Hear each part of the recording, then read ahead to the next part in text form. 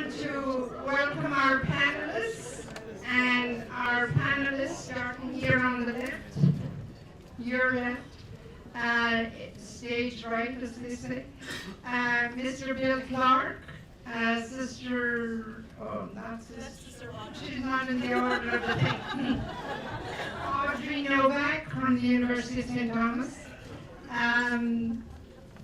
Bill and Deacon Sam Dunning, whom I've known for many years, welcome Deacon Sam, and our own Sister Charity Incarnivore, Sister Rika.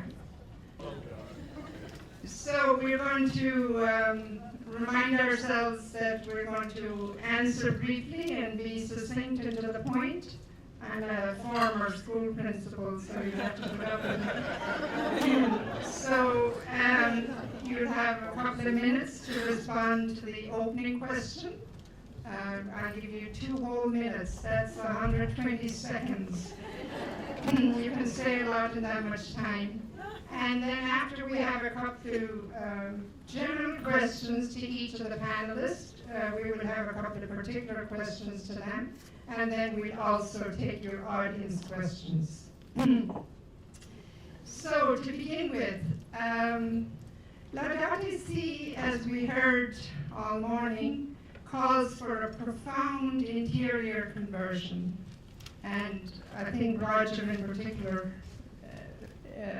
really demonstrated that to me.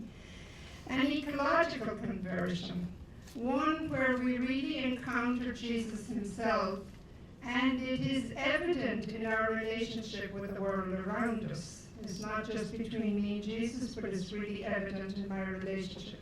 That we're to be protectors of God's handiwork, and that it's not an optional part of being a Christian. It's an absolute necessity. So if you would begin, I ask each panelist to introduce themselves briefly and to talk about your ecological awakening. Mr. Clark. Can you hear me okay? Yes. I was telling Sister Rika, I am so humbled and honored to be a part of this first ecological conference in the Archdiocese. It is so wonderful to see all of you here today. I am Bill Clark. I go to Mary Queen in Friendswood. I grew up in Alvin, just south of Houston. I love math and science, had a long engineering degree. Big Catholic family. I had 4 sisters and a much younger brother, and my 4 sisters never let me get away with anything. God bless them. They have profoundly influenced my life for the positive, and have helped make me what I am today. Now, I went through the whole Cub Scout and Boy Scout program. I am an Eagle Scout. I have 2 sons late college. One is an Eagle Scout and one is a Life Scout. Those of you who know the scouting program have heard the term leave no trace. So from a very early time in my life, I was exposed to, when you go someplace out in the forest, leave it the way that you found it. So that was the beginning, I think, of my awakening. I have had a long career in engineering. I retired in 2013. 1 year earlier, I got a calling that I still today don't understand. I understood it better when 2015, when Pope Francis issued his encyclical. But before that time, myself and others at Mary Queen Church sponsored the creation and building of a memorial garden to St. Francis of Assisi. He is the patron saint of ecology. We've been working, and we are the very first creation care ministry. There are now 12 of us at Mary Queen. Recycling, we have solar panel on the roof. We have education for kindergarten through 12th grade. We are a very active ministry with great people, and they have inspired me to this day and will continue to inspire me. So that's a little bit about my journey.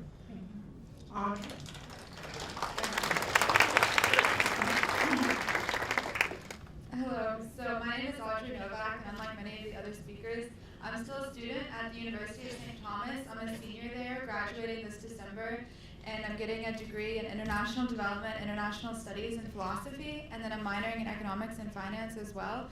And a little bit about me, so I go to St. Basil's Chapel there at my university, but I grew up going to St. Thomas More Catholic School and Parish on Hillcroft in Southwest Houston, and my parents still go there. And so then my ecological awakening, so for many people in my generation, it's not so much this drastic turnaround, it's more of this slow awakening as you become more educated and you're learning about all these things, but you grow up with words like global warming and climate change and forest destruction and all these things. So for me, it wasn't so much an awakening. Thank you. Thank you. Thank you. I am Deacon Sam Dunning. My pastoral assignment is St. Thomas Aquinas in Sugar Land, but I'm the founding director of the Office of Justice and Peace for the Archdiocese, and in that capacity I also direct the Catholic Campaign for Human Development. I was born and raised in a Protestant fundamentalist tradition in a part of the country we call the buckle of the Bible Belt. Southern Illinois and West Kentucky. It's right where the Ohio River runs into the Mississippi and the Tennessee River runs north and empties into the Ohio around Paducah, Kentucky. Now, I'm a country boy at heart. My family had property, a farmland, on the Illinois shore of the Ohio River. And as a little boy, my friends, my cousins, my brothers, we did that Tom Sawyer thing, that Huckleberry Finn thing, and built rafts and we swam in the Ohio River. Now, this land is dotted by small farms and small towns and small plants, power plants, chemical plants. There's a nuclear waste processing plant just on the outskirts of my hometown. I went to Southern Illinois University for my undergraduate studies in a place called Carbondale. A lot of people don't think of coal when they think of Illinois, but one of the largest producers of coal, strip mining. Within driving distance of Carbondale, there are these huge gouges of strip mines that have been kind of, so quote unquote, the land's been reclaimed. Now, growing up there, I never really paid much attention to the climate, provided jobs these plants did, these mines, and so on. But I remember I'd been away from home for a while, lived out in New Mexico, and I came home one year for the holidays, and well, it was in the summer, actually, and came home to visit my family, and we were kind of looking over the farmland that was left on the shores of the Ohio River, and I got this desire to go swimming in the Ohio River. And my dad, my uncles, and they all kind of laughed. He said, "Sam, you can't do that now, because every state on the shores that had the Ohio River on its shore as a boundary had declared the river too polluted to swim in." I don't know what that did to me, but it made me think. Lo, many years ago, when I came into the Catholic Church and Bishop Fiorenza asked me to found the Office of Justice and Peace, I began to interact with a lot of community-based organizations. And I will never forget the first time I took a tour guided by Mothers for Clean Air, which the Catholic Campaign was helping to fund back then. They gave me a tour of Denver Harbor, the Ship Channel area, the neighborhoods all along Manchester was spoken about, Navigation Avenue. They gave me an ecological tour. And it was then that I began to really look at all of this through the lens of Catholic social teaching and see that ecological disaster is a poverty issue. People are hurt day in, day out. They suffer and they die. And so that was part of my commitment to kind of adding that piece to the Justice and Peace Office for the Archdiocese, to do what we can to bring Catholics into the fray, to fight for clean air, clean land, and clean water.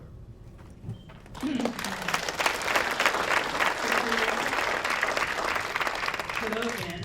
I'm Sister Rika again. I came from the Philippines. That's where I was born and raised. And in the Philippines, it's a very poor country, and we have people that thrive by scavenging through landfills. So I was really exposed to that really early on. And about 20 years ago, I came here in the United States. But what I would consider as the point of my ecological awakening was when I read in Laudato Si that my disregard for the environment actually contributes to poverty, because the poor are disproportionately affected by climate change. And my actions now, the amount of trash I generate not only affects me or people around me, but it affects people globally, especially because the people that are most affected by climate change are the poor, especially those whose livelihood are in agriculture, fishing, farming, and so that made me think that really taking care of the environment is taking care of the poor. They should always go together and they should never be separated. And I don't want my legacy to be trash.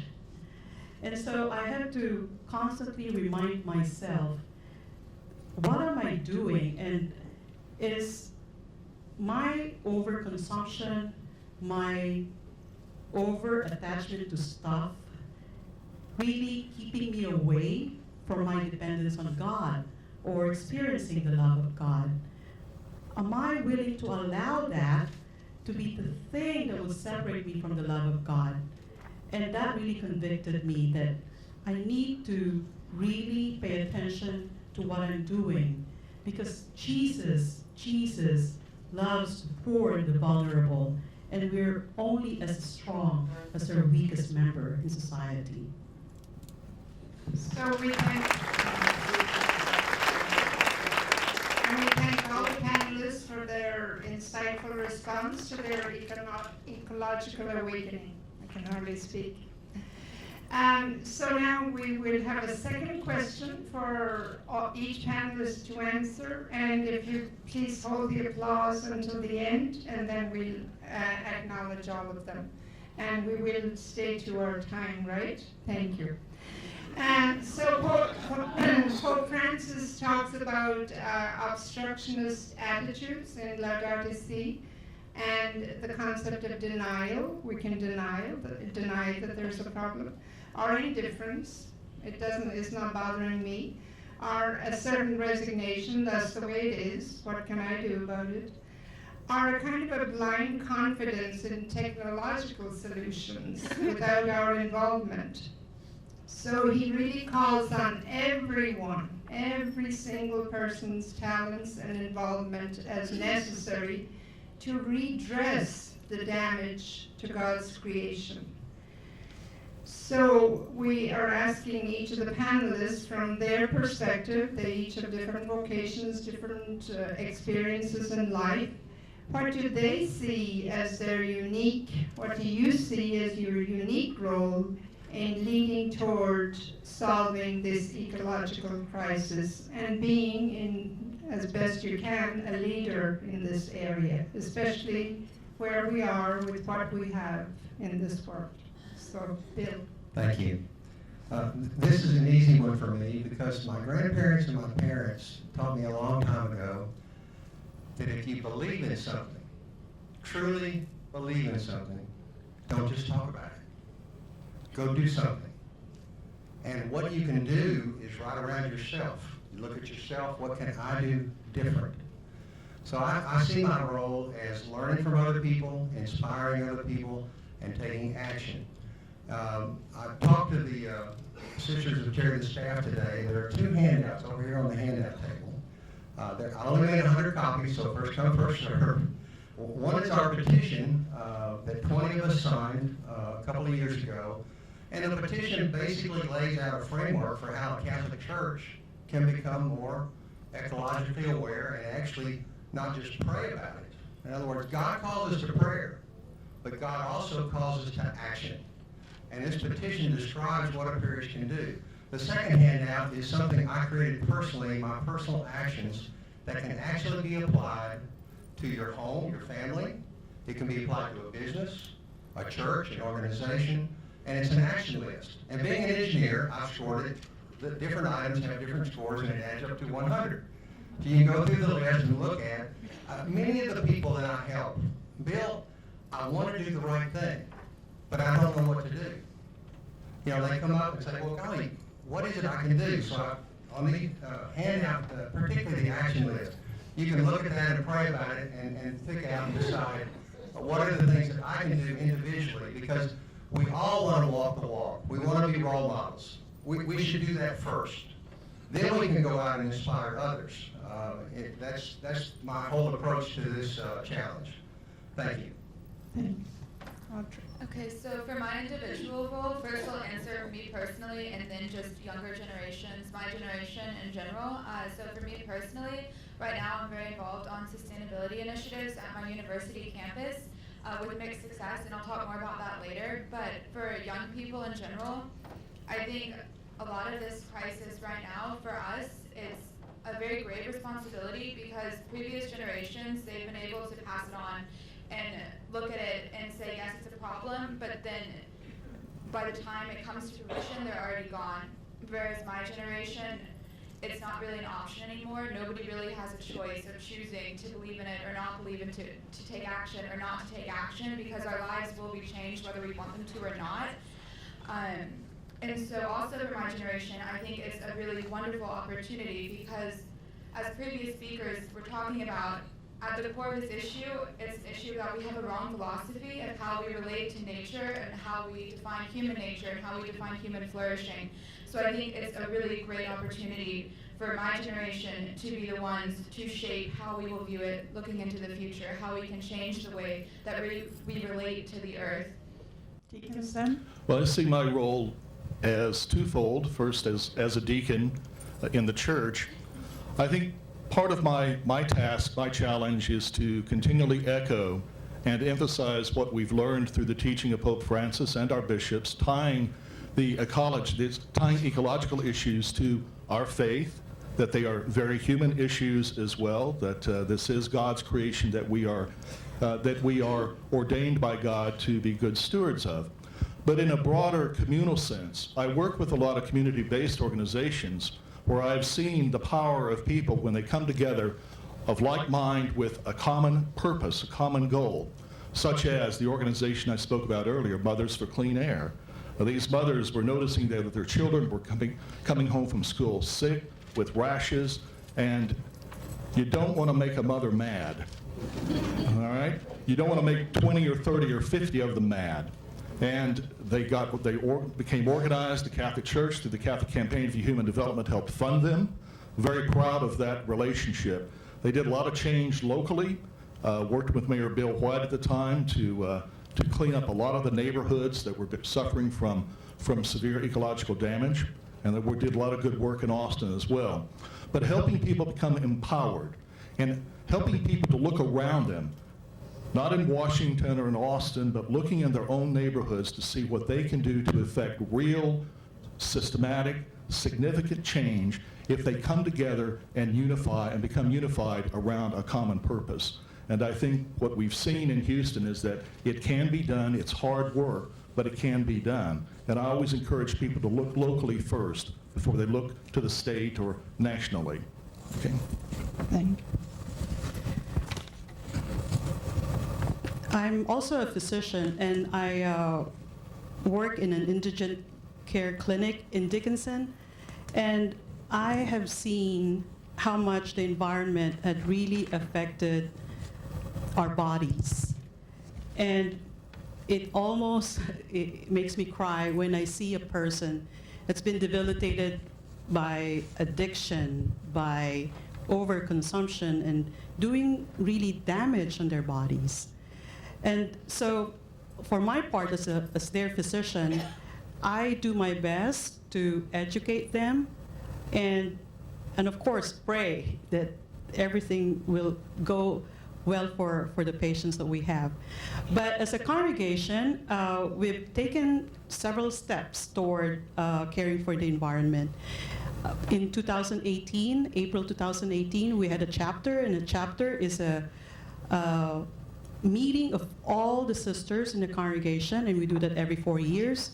And we decided that we are going to take a corporate stand on the environment.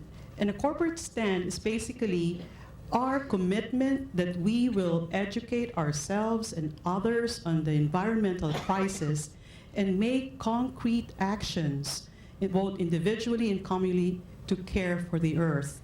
And so this event today is part of that initiative.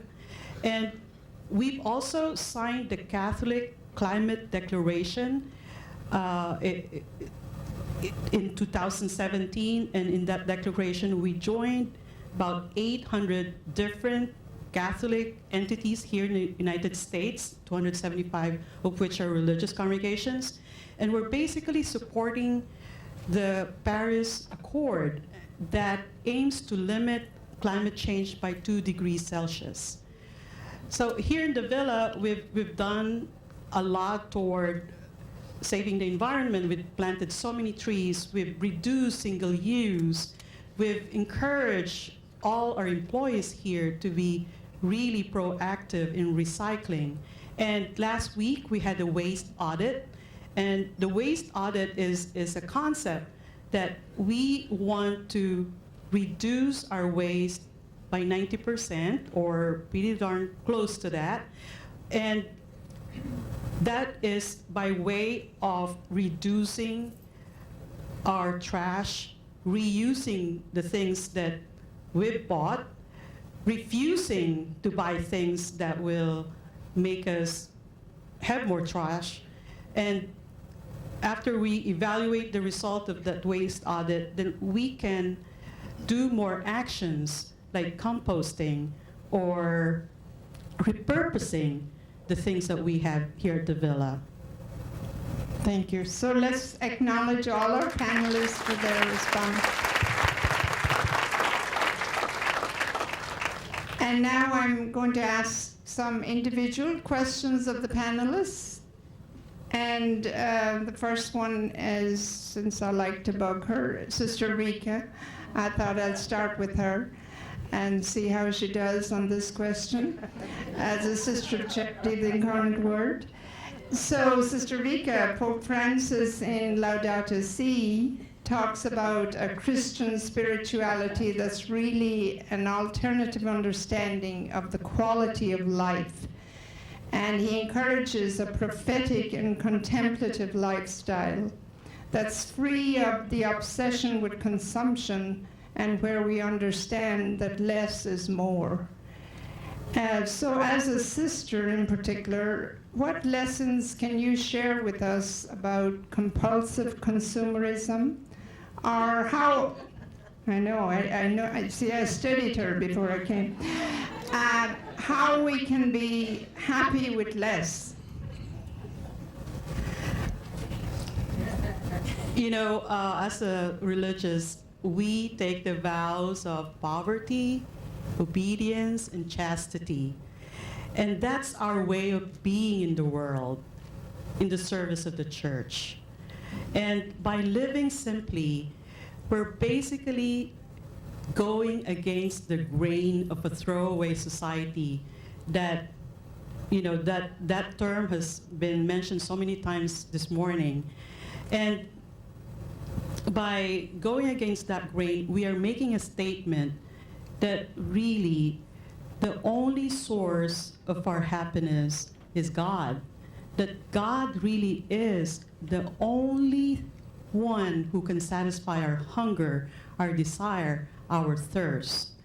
And so in making that commitment toward our vows, we are aligning ourselves with the poor of the world. And every single day, I make these small actions. Should I use this water bottle or not? Or should I use this plastic just because they're convenient? Or would I make that little sacrifice several times a day? I'm not going to use those one-use or single-use items, because those simple acts of love will eventually become bigger acts in the grand scheme of things, because making those choices every day and several times a day brings me closer to God, because I'm saying that, God, I'm totally dependent on you and I don't want to contribute to the problems of society. And so when I suddenly feel that I'm getting this attachment to stuff, I have to ask myself over and over again that I am a person who have dedicated myself to God, and I want to remain that way, because how I am with the world is a reflection of how my relationship with God is. So if my relationship with God is not right, then my relationship in the world wouldn't be right either. So I take my vows very seriously, and that's my way of being with all of the people around me and being with all of the creatures in the world. Thank you. Thank you, Sister Rika. Mr. Clark, Catholic social teaching really emphasizes the preferential option for the poor and reminds us that the poor have the most urgent moral claim on the conscience of the nation. So in Laudate Si, it points out that the earth itself, or herself, is the most abandoned and maltreated of our poor. So what should we be considering in terms of especially facilities management and budgeting to be better stewards of the earth and the universe and the environment? A very important question. I spent 2 years, decades ago, on a project in Salvador, Brazil, and I got to experience what they call the favelas. In English, we would translate that to ghetto. Rolling hills as far as the eye can see with nothing but shacks with dirt floors and thousands of people living there. So I experienced firsthand, how they live. This question is so important because it's at the core of how we can make improvement. If you were to say, well, we can help the environment, and instead of spending $100, we can spend $200. And right away, people think about their budget and they say, golly, it's $200 instead of $100, or maybe it's $2,000 instead of $1,000. We, all of us, have to start getting people to look at it as an investment, not just in protecting the environment. I'm talking about a financial investment. There's probably excess cash in any organization, a parish, the archdiocese, and if you're making 4 or 5% on your money these days per year, that's pretty good. Maybe you're only making 2 or 3%, okay? Give you some numbers. I'm an engineer. This is such an important concept. An electric bus that will not harm the environment if it's charged with electricity from solar and wind can cost $750,000. The technology exists today, and you go, wow, we're going to transport kids on a $750,000 bus, but a regular bus might cost $450,000. Oh, that's a big savings, okay? The annual cost savings in operations of that electric bus is $45,000 per year. You do the numbers, and you're talking about a return on investment that's greater than 10%. That's better than most investment managers can make. And so a kitchen, it might cost for a typical large parish $20,000 in the throwaway cups and things like that that don't harm the environment. The cheap stuff that harms the environment might only cost $6,000 or $7,000, but let's look at the better case. $20,000 a year, and it would take $50,000 to build a commercial kitchen with 3 dishwashers and 250 plates and 250 coffee cups and reuse those for 20 years. The return on investment of a commercial kitchen for our parishes and our schools could be 20% a year. And so I see my role in this is start awakening, not just looking at protecting the environment, but understand the financing here and the project management that this really can save money in the long term, instead of just looking at the initial cost. Now, on a parish basis, that means that the finance council, the strategic planning council of every parish should have a knowledgeable creation care expert participating on those councils to bring this kind of information forward. Many of the people who currently participate on those councils don't have this kind of project management background. So thank you. Audrey, those of us who have had more birthdays than you look with great hope to the younger generation, and we have every confidence in them, and what you shared already assures us of that, and to really look at the environmental crisis. So what has been your experience at the university? You mentioned some of it, and maybe what are some of the challenges with all that? Thank you. Thank you. I don't want to shatter your hope in the younger generations. Oh, you can't. It's in my DNA. But my experience, so I tried to roll out a bunch of different sustainability initiatives on my campus, and most of them were aimed at our campus cafeteria and combating food waste, and especially we get styrofoam to-go boxes at my cafeteria and also styrofoam to-go cups and utensils, and so we produce an inordinate amount of waste just from those things alone. And so the first thing that me and some other really great people on my university did was we tried to have an awareness campaign where we had these big flyers and plaques all over the cafeteria trying to educate the people, and we thought maybe if people know that, you know, styrofoam never really decomposes, it just disintegrates, and how long it takes and all this stuff, maybe they won't get styrofoam, maybe they'll get the actual plate and eat in.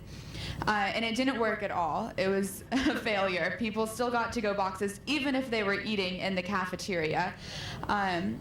So then after that, we were like, okay, we'll try something different. And so then we decided to try and get biodegradable to-go boxes. And that took a very long time. It was a lot of work. And we finally got the cafeteria staff to do a trial run of about 100 boxes. But they never got farther than that because someone got a box and they realized that if you let it sit for 30 minutes on your desk, the food might leak through a little bit because it's biodegrading. And so that failed too. And then after that, we tried, okay, we'll think of something else. And so then we decided to aim at the reusable cups instead of to-go cups. And so it was called No Waste November, and if you brought your own ceramic mug or reusable travel mug, you would get a free drink with it. So you saved a lot of money. And we tallied up, and at first I thought it was a great success because over 900 uses of it in just 3 weeks. And then I realized, though, I talked to our cafeteria staff and realized that people were still buying the exact same amount of plastic and to-go cups. They were just taking advantage of the free drink and getting more than they usually did. And so that was very disheartening. And then especially because at the same time I sent out a survey I had made to all of the campus, the staff, the faculty, and the students, and the majority of people who answered it were students, and it asked them a lot of different questions on sustainability. And over 90% of people who took the survey said that sustainability was something important to them. It's an important part of Christianity, and they would like to see more sustainable measures on campus. And so at the same time, you have 90% of students saying it's important, and then when the opportunity arises, not very many of them actually put that into action. And so that was very disheartening because at what point do you just give in? Especially if you're a student, I don't think it should be a student's responsibility to change the way a university is run. I think that should fall to upper levels of management because in one single decision, they could accomplish way more than I did in 3 years of working really, really hard for these things that fail anyway because students are too lazy or they don't care enough. So that's what's my conclusion of the whole thing was that it should really come to, we don't have time to allow students and other young people to individually choose freely to be responsible for God's creation. I think at this point it should be the university president or leaders in the archdiocese to issue a plastic ban or something to that effect. I think that's the most straightforward way to real meaningful change. Thank you, Audrey. Deacon Sam, I've known for a long time that you're highly committed to social justice and action in that regard. And so as a leader yourself, what is your advice to us regarding what we might do in taking more environmental action for the good of the whole? Well, the first thing that comes to mind right now is Audrey and her witness. And that we as Catholics, just what she said about who is responsible ultimately for the way the university is run. And I think that's a challenge to me personally, actually, sitting down with the administration of the university. I think all of us Catholics can take heart that she's been doing this for 3 years, but there are ways of moving opinion makers and decision makers and institutions and businesses and civic organizations if enough people get together. I mean, there's a, pardon the phrase, but there is a critical mass that can be achieved. And I've seen it in all kinds of community-based organizations made up of the poor, made up of people who are on the margins. and they come together, and there is this organizational spirit. I call it the Holy Spirit steps in and begins to move things through these people. So I think that from the parish level, the neighborhood level, great things can be accomplished if people get together and start talking about their concerns, finding out what you're passionate about. And today we're talking about the ecology, or the ecological component of our society, and the environment and climate. And if enough people get together, and there are all kinds of organizing models that have been proven effective. I'm all for advocacy. I'm all for lobby groups that advocate for change at the levels in the legislature and government policymaking. But locally, great things can be done, and that's part of what I spend a lot of my time doing that. 75% of my time as the director of the Office of Justice of Peace, working with organizations of people to affect real change. And I think that, because we're never going to have enough money, but we can get enough votes to influence public policymakers. And just the mere threat of that, well, that leaves a lot of politicians shaking in their boots. So I think that's my advice, just off the cuff, to organize, pray, organize some more, and then move. Decide how you're going to do it, and then move. Thank you very much. And so let's acknowledge their responses to the individual questions. So now we have a short time for audience questions, and we've received some here on the index cards. And they are sight unseen by me, so I'm looking at them now to figure them out. But I see there are a number that ask about what do you do with regards to people who don't really, or they deny there's any climate change or there's any need for us to change? And maybe even some scientists might sometimes be in that category. And how do you engage even, perhaps people might have a different belief about it religiously with respect to the earth, and those types of altercations are very different philosophy or opinions. So, we can include our speakers. Perfect. So the speakers are also included in this, in the responses. So, Roger, did I hear you saying that you have been planning to answer this question for at least a month? It is working. That's a really tough question, because there's certain people that you eventually have to say they're not going to change their mind. And it's a very age-based thing. I find most people that have made their mind up, if they're like 50, 60 years old, it's very, very hard to make. It's nice. Okay, I'm sorry. I'm much more comfortable sitting down. No, it's an age-based thing, pretty much, because as we get older, we get set in our ways. And so the young tend to get it. I was a little discouraged by their actions, but but what I find is that I just keep plugging. I keep plugging away, hoping to change opinions. I try. Everybody wants to be liked. That's the other thing, because this can be a very divisive topic, and people, it really can make people angry, because it's a core belief. That's what they found in the psychology. Psychologists say it becomes a core belief, and it overrides everything else. And there's great Christians and great Catholics that when it's a core belief, it's almost impossible to change their opinion. So I just keep plugging away. That's, I guess, pretty much my Fair best enough. way. Thank you very much. And Matthew, you'd like to add a little bit? I just wanted to point out that, I mean, it's not really a scientific argument. I think the divides are ideological. There's a great climate scientist at Texas Tech University, Catherine Hayhoe, who speaks a lot to faith-based organizations, and she talks about this as, the temperature doesn't care if you're Republican or Democrat. It is what it is. And so, and I think part of it too is just the words and the language that we use. It's not about belief. I mean, we're at a point of understanding what the science says. You can choose, to disregard it, but it doesn't change what the science says. And it's clear that the climate is changing, that we're responsible, but we can still act. And so I am encouraged that we're at this moment now that I think we are getting beyond some of this ideological argument, and now with some of the discussions with Roger's raised with his bill and other things that are happening in Washington, we're getting to a point where we're having discussions about what those actions should be.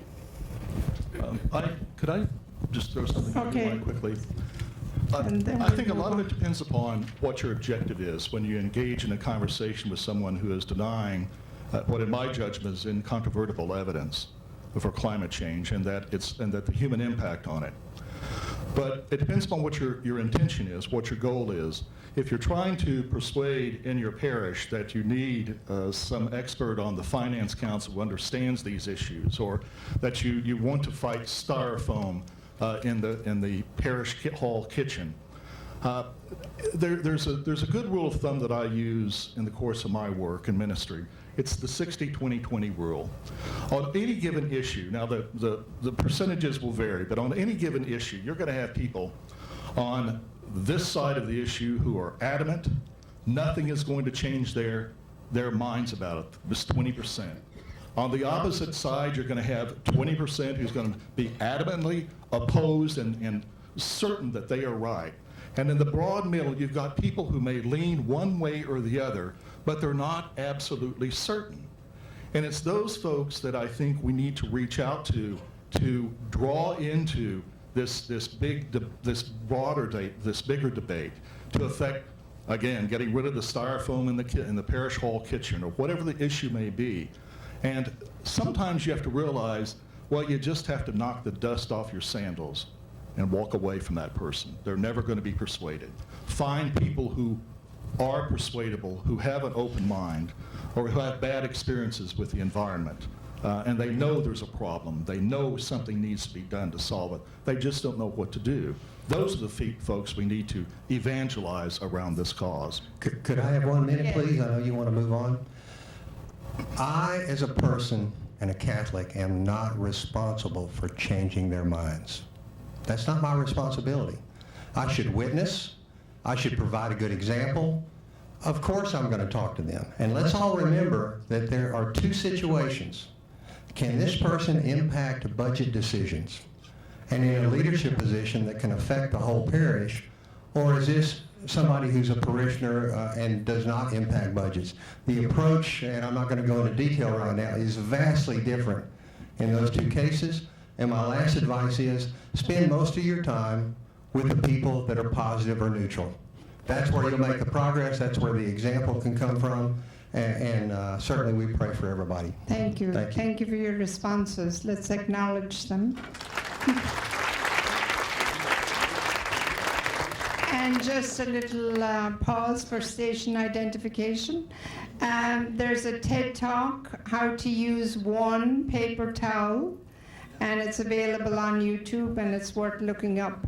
And I know I learned when I was in the schools, many of the students were taught regarding that shake, shake, shake, first with your hand, and then all it takes is one paper towel rather than the three I might pull. Now we have a number of questions on, which are expected. A number of questions on what do you recommend as concrete steps or concrete next steps in, my home, my neighborhood, my environment, wherever I am. And some was addressed to you, Deacon Sam. What are some organizing steps when it comes to working with my neighbors and connecting with others? Well, a concrete example is what happened in my neighborhood, and I live in Alief, and just 2 years ago we had a tremendous problem in Alief with people with illegal dumping on on lots, in ditches, tires, a horrible problem. And with the Memorial Day flood in my own neighborhood, on my own street, someone had dumped a whole bunch of tires in the ditch and blocked the drainage into Keegan's Bayou. Well, guess whose street flooded? Well, it impacted me directly. And I'm bemoaning, I'm calling my city council member and calling the mayor's office, I'm complaining to them, thinking, wait a minute, I do this for a living. So I went door to door, once the water receded, I went door to door and we got a bunch of our neighbors together and we found this problem had happened in the wake of that flood all throughout Alief. And we identified all of those neighborhoods, we got people together, we called our city councilman demanding that that council member come and talk with us, listen to our complaints. And our super neighborhood group, it was an interfaith effort. We got Protestant ministers involved, or Catholic priests involved, and it became a major organizing effort. But it took time and effort. But once people realized this isn't just a problem on my street, my neighbor a block over, people on the other side of Alief has this problem too. Together, we can get something done. And so there has been some progress. I share Audrey's frustration around this effort because people still dump tires, but more people are alert to when that happens, writing down license plate numbers on the trucks of people that, okay? Do you see what I'm saying? It's this broadened awareness that we're sharing this problem together, and together we can affect change. Thank you very much. There's a question that says, can Cardinal Leonardo just tell every church to start recycling? So I'm taking this question. First of all, he could. I worked with Cardinal Leonardo for 6 years, and that's not his leadership style. His leadership style is very much to engage, to encourage, and so on. And actually, he would have been here today if he had another conflict when we checked earlier on. So he's a great advocate of everything that is good, and certainly when I was with the schools, he was a great advocate for all these areas. So I think it's our responsibility as individuals to step up and to be leaders and witnesses in our own local area and local church. I don't know, Deacon Sam, if you agree with my cardinal response. Absolutely. But I will tell you, just from my own personal experience, and I agree with Sister's assessment of his leadership style, but he is a very empowering person. When you convince him this issue needs to be addressed, he is empowering. And in my own case, there have been times when I go into parishes to give social justice talks, and I make sure the podium is close to the door, okay? But Cardinal Leonardo has had my back every single time that I've encountered irate Catholics around social justice issues, and he's quick to respond to their nasty little emails they send to him about me. Okay, so but he is empowering, and he is a great champion for justice. So he will back you. Thank you. And then a question says, can you elaborate, Sister Rika, on it doesn't say you, but I'm saying you. And I am the Mother General, so. Can you elaborate on the waste audit? How is this done and by whom? I mentioned earlier that we had the waste audit. So there is this concept of zero waste that I mentioned earlier, whereby 90% or very close to it is diverted from our ocean, from the landfills, from the air. So I know that's a very, very lofty goal to just have 10% waste, because it's impossible almost, but it's doable. So zero waste is really an international alliance, and they look at the life cycle of a product. So they begin by advocating for intelligent designs of products. That's where we begin. Intelligent design meaning that whatever product that comes out has to last for hundreds of years and reusable and or biodegradable if they won't last that long. And then they also advocate for less consumption. So that's where refusing comes about, that, you know, just don't buy plastic stuff because you're going to be stuck with them. And just bring reusable cups, reusable everything.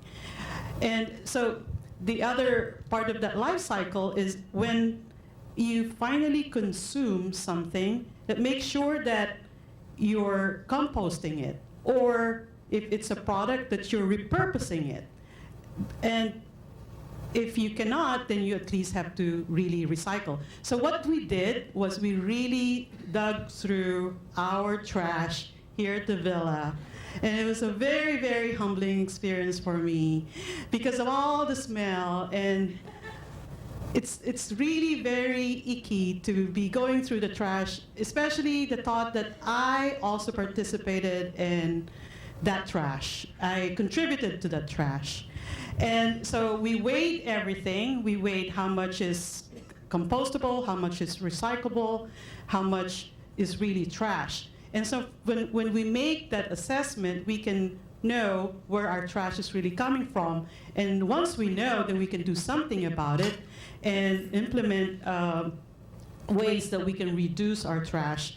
But, you know, it seems like it's a very, very impossible dream to have, but Austin is actually already implementing zero waste.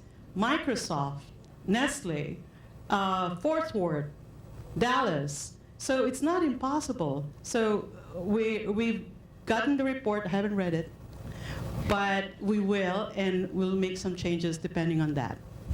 Thank you, Rika. I have, may I make Sure. one comment?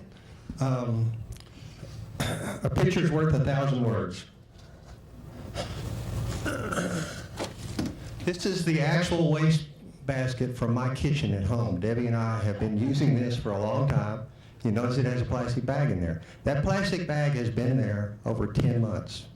People don't realize how many millions of pounds of waste come from just the bags. Right. So how do you set up a home to reuse this for 10 months without the smell? What we came up with, for a family, you can do this on a small or large basis. This bin, or one like it, sits in our freezer. The banana peels, the food waste, we don't want the smell in the house, so we keep it in the freezer. And once a week, it's full up, and I dump it in the trash, and we start over again. Nothing food waste, nothing organic or smelly goes in any of the waste baskets of our home. Therefore, we can use the plastic liners that are in them forever. And we quit buying plastic bags. Thank you. Thanks.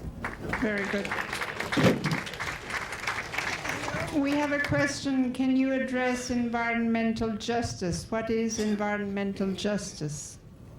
Well, I think it's at its foundational level, it's what we base the whole social doctrine of the church upon, that each and every person is created in the image and the likeness of God. And it doesn't make any difference what the color of your skin is, how much money you have in your wallet, or the number of cars in your garage, where you're from or where you're going. We all are created in the image and the likeness of God. And our decisions, not only economic decisions, but our decisions around the ecology, or around our ecology and climate, these decisions impact people. And not only do our decisions impact people on the other side of the globe, they impact people at the end of the street. And so I think, to me, environmental justice means that we look at the environment, the decisions we make. You got to admire a guy who carries his waste basket around, right? Okay? People who, we have a moral responsibility to plot out our lives in a way that has, we talk about the carbon footprint. There's a justice and injustice imprint that we leave on the world every day. And my hope is that from dawn to dusk, that I've done something that I've done something to make sure that I've tried to promote more justice than injustice. And every decision we make impacts someone somewhere. And I think that's a good example of trying to figure out, I had no idea. I'm going to try to see if I can persuade my wife of that. I don't know, but we'll see. But justice is environmental justice is just a piece of the larger, broader whole issue of justice. Yes, Speakers would like to respond to that question also. I'll give you a short time. All right, yeah, just very quickly. I mean, one thing about environmental justice too, to keep just to keep in mind, is that there are certain populations that carry a disproportionate burden of our consumption and our waste.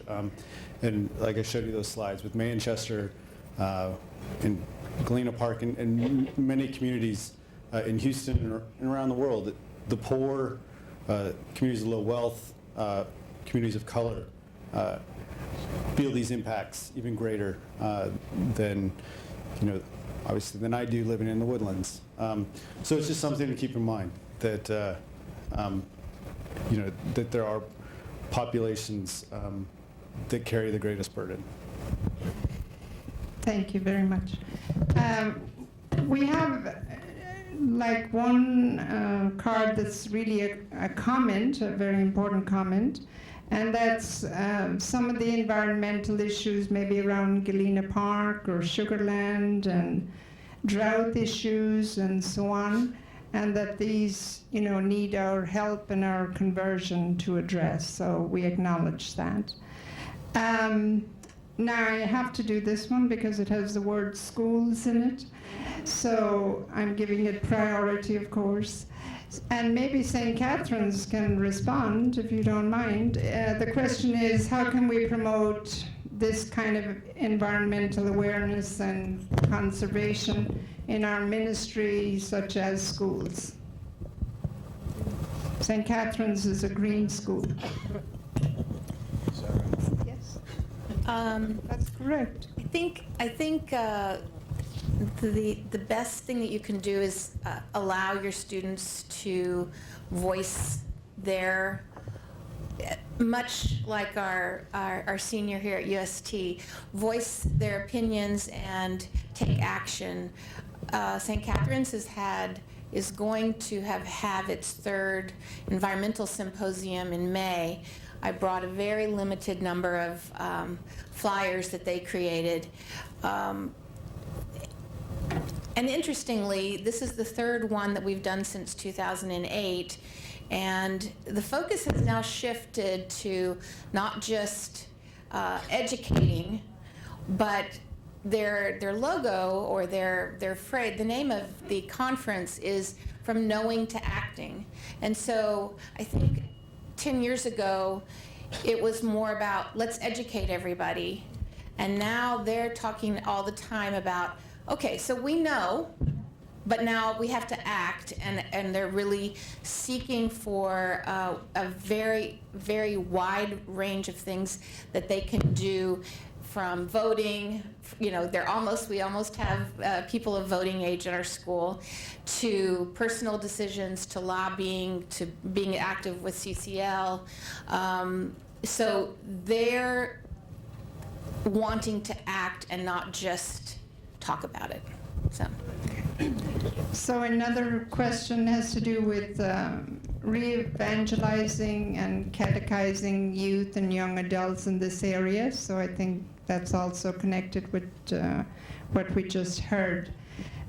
Somebody asked that which really, is not our domain, but the contract for the Archdiocese is for renewable energy. And Bill, do you want to say something briefly? We have we're already out of time, actually. By the way, my wife Debbie asked me why I was taking the wastebasket this morning. And my answer was, I'm going to provide an example of our ecological calling from the Lord. And that's the only reason I was allowed to take it. Anyway, yes, I've served on the Archdiocese Energy Committee starting 3 years ago. There's been lots of negotiations going on. Those of you who have worked in this space know that the decision is, when do you lock in the price? When you look at the 25-year historical record, do you want to lock the price in up here? or do you want to lock a long-term price in when the cost goes down? And so we have experts helping the Archdiocese. And they were looking at a very low-cost natural gas contract for 3 or 4 years. And praise the Lord, one person agreed with me, 2 persons agreed with me, and we took that energy committee, and beginning June 1st of this year, through 2026, 7-year contract, locked-in price, 100% renewable wind and solar for 140 parishes in the Archdiocese, all of the Archdiocese buildings, including this convent, and all the schools. It's an enormous electric contract. And it's been signed and it's secure. There was an opt-in period. Our church moved forward. We already have it starting a year ago. We paid some extra money. They're called renewable energy credits. And what you're doing is you're paying extra money so that wind and solar facilities are built, and therefore all that electricity is coming from wind and solar. So when we charge any cars that belong to the Catholic Church, beginning June the 1st and afterwards, they'll be charged on wind and solar. So praise the Lord. Thank you. So let me just, thank you. So let me get a final comment. Maybe we start with Audrey and Sister Rika. Okay, well, thank you for having me here. I'm very humbled to be that. sitting here with people that have much more experience in these matters than I do. Thank you so much for being here, and we will never give up hope on young people. I have a quick question here. The name of the waste audit group that came here, they're called Zero Waste Strategies, and they're based in Austin. Zero Waste Strategies. So thank you very much for coming here. I have really enjoyed it. And If I may comment, for these last 2.5 years at Mary Queen Parish, I have educated over 500 of our youth from kindergarten age all the way up to 12th grade about ecology, about creation care. And I just wanted to make a comment to all of you for the future, what I've learned. If they give you 40 minutes, only schedule 20 minutes of it. These young people have so many ideas and questions. You have to leave time to engage them and talk with them. And I encourage people to consider that, let them lead us into the future. They have wonderful ideas. They have wonderful spirit. Let the youth of our Archdiocese lead us into the future. Now, one other thing, because I've had so many questions, yes, I will go out to the Tesla car and I'll give a 5-minute talk to anybody who's interested after we break here. And you can pick up the 2 handouts right here at the table. Thank you. I have a question about the financing of the Tesla. Can I? Anyway. Less vacations. Okay. Yeah. First of all, and I'm going to be very selfish here because God is good to me, so good to me. Whenever I have a tough week or a tough few days out doing what it is I do, and just when I'm at the point of really being discouraged, God brings me into a room like this. And I thank you all so much for taking your time to come here, and I thank you guys as well, the speakers, the presenters. I feel reinvigorated again. When I look in a room, look at these faces, I see that there is hope for the future, that the church is alive and well, and that there are plenty of people out there willing to do what it takes in the name of God to fight for God's justice, mercy, and compassion in the public square. Thank you all so much.